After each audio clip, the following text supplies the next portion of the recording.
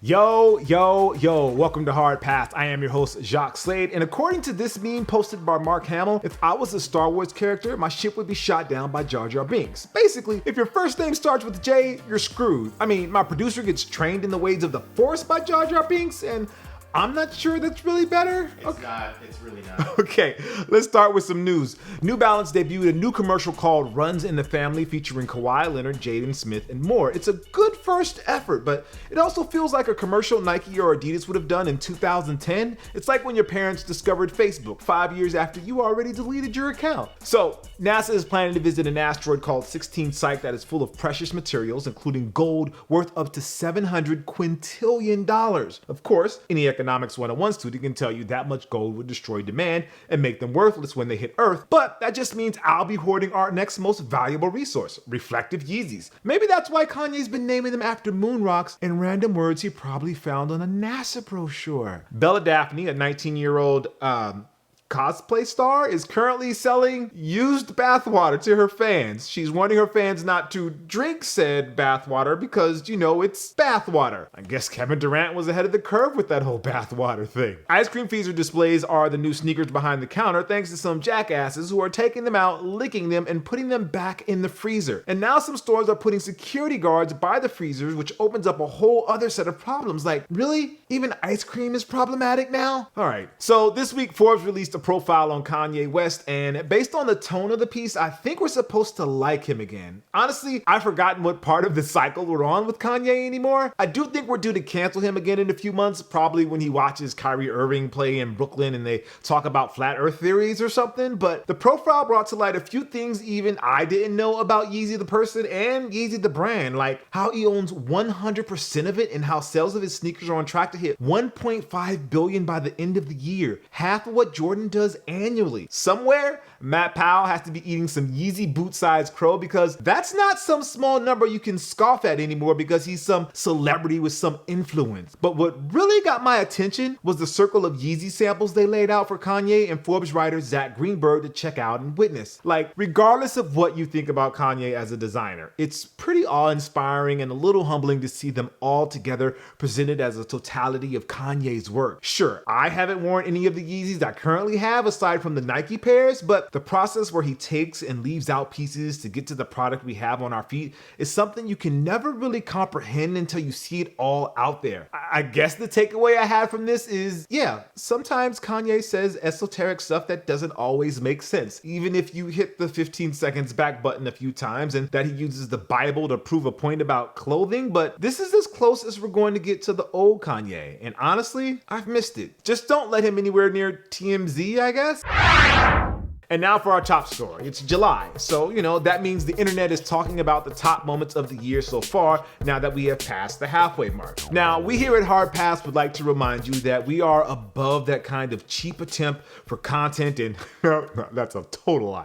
I'm kidding. Lists are fun to do because it gets people talking, especially when they don't agree with your rankings. Sneaker culture has kind of been going through the motions in 2019 so far. Dad shoes are still amazingly popular. People still line up for Supreme drops, but there have been a few things that have caught my eye in the first 6 months in the year, and here's a look back at some of them. Let's see if any of these will, hold up until December. Kawhi Leonard made New Balance cool. The king of the north, they said in a billboard. Well, I guess we got two kings in Los Angeles now. This is gonna be fun, and not fun in a Dwight Howard and Steve Nash on the cover of Sports Illustrated a few years back kind of way. But maybe Kawhi's biggest accomplishment isn't the fact that he left two model NBA franchises hanging and remained beloved, but that he has made New Balance relevant again. Who would have thought that the brand known for being the true king of dad shoes would luck into signing the league's biggest star and sell out of every sneaker even remotely tied to him? The perception of the brand and Kawhi's, quote, fun guy public persona made them a perfect match, and I honestly can't wait to see what they have in store for the city now that they have to compete for attention next to two Nike signature athletes in LeBron and new Clippers teammate Paul George. R.I.P. Big Baller Brand. Okay, that's a little misleading because Big Baller Brand is still sort of alive and kicking because LeVar Ball won't shut up about it. But after a handful of missteps that included missing ship dates for shoes, a failed attempt to usurp the NBA's G League,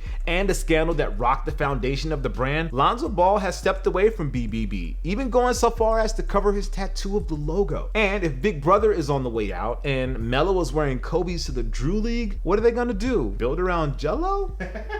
Foot Locker investing $100 million in GOAT. This went a little under the radar, but it's worth mentioning because of what this means for the future of reselling. You've probably heard the big numbers reselling platforms like StockX and Stadium Goods are getting from investment firms and tech companies. But Foot Locker handing over the bag to GOAT is a little like Nintendo investing in Sony's CD gaming platform called the PlayStation back in the early 90s, which did happen until it didn't because Nintendo got cocky and Sony turned PlayStation into a global brand a few years later. Foot Locker is making a play for the future, and it could mean kids can walk into any Foot Locker and drop off sneakers to resell like they're at a GameStop that sells used games. Or it could mean on release day, you buy shoes from Foot Locker online and immediately relist them on GOAT's platform. The possibilities are honestly endless. So collabs keeping Nike hot. There was a time when Nike collaborations were as rare as a pair of Oregon Duck Air Jordan 3s. Still need a pair. But now Nike is not only embracing work with artists, influencers, and trendsetters, they are getting hyper specific with it. I need a pair myself. Like, did you ever imagine one day Nike would create a hypertone that celebrates the Inland Empire, an area adjacent to Los Angeles? 909? It's that specificity that is endearing Nike to consumers on a different level. On top of their collabs that are known worldwide with Virgil, Alila May, Travis Scott, and Kendrick Lamar. Where else but in sneakers would you make the argument that Virgil is a bigger name than Kanye at the moment?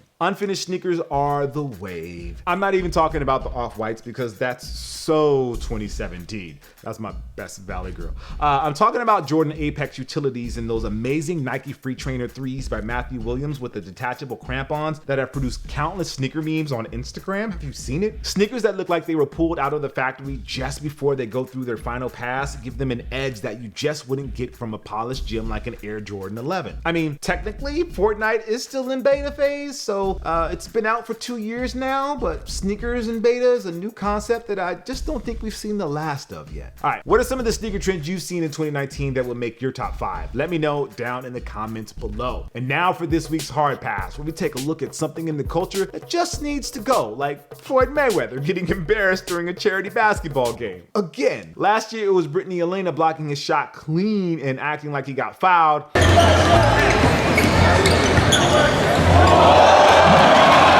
And just a few days ago, he got crossed over by Bone Collector.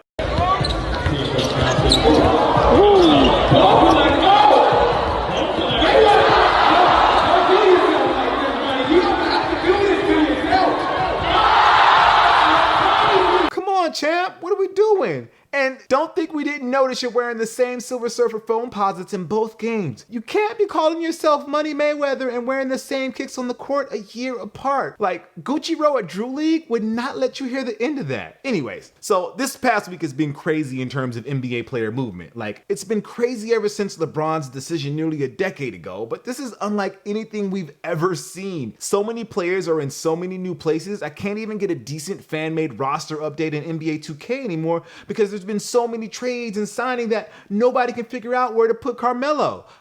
Oh, damn. Sorry, that was a terrible joke.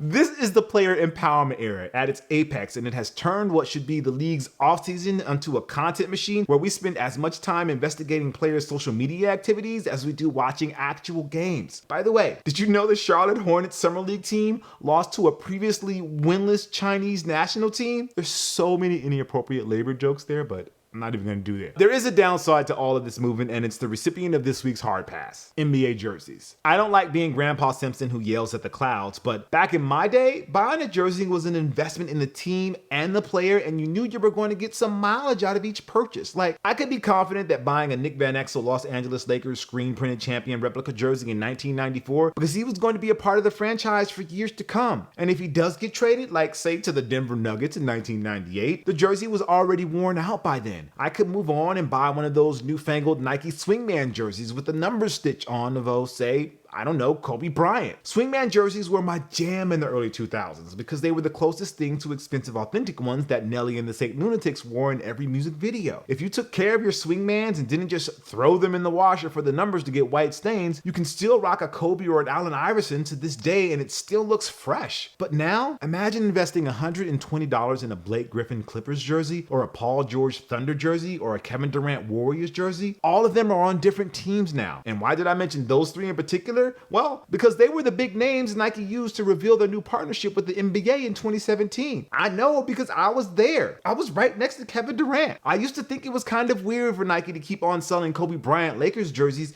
even though Mamba has been retired for a few years now. Like, who buys a throwback Minneapolis Lakers with the number 24 on it? Everybody knows Kobe wore 8 that one time he did wear it. Don't judge me. But since that reveal, Kobe has shared space with Lonzo Ball and Brandon Ingram in stores here in Los Angeles. A year later, it was LeBron James. This summer, Ball and Ingram are gone. Anthony Davis will take their place and LeBron will have a new jersey with his number 6 on it. 2 years from now, AD could be gone. LeBron retires and the new guy next to Kobe is Giannis. The retired legend is constant. How can you buy any Kawhi jersey and feel good about it? The Raptors jersey might be the exception because the circumstances were so out of the ordinary and it resulted in a championship, but a Kawhi jersey in Clipper blue? Are we really sure he'll play out the entirety of his deal, or will he force his way out if things don't work out as he planned? I know jersey insurance is a thing now if you buy at the official NBA store, but I don't know if I want to go through the motions of filing a claim like I was in an accident and the store clerk is looking at you funny because you bought a D'Angelo Russell Warriors jersey. And I also understand in this age of player empowerment, the fans are empowered too, and they just follow the player wherever they go regardless of team. I know one of my producers bought a Jimmy Butler Minnesota Timberwolves Prince jersey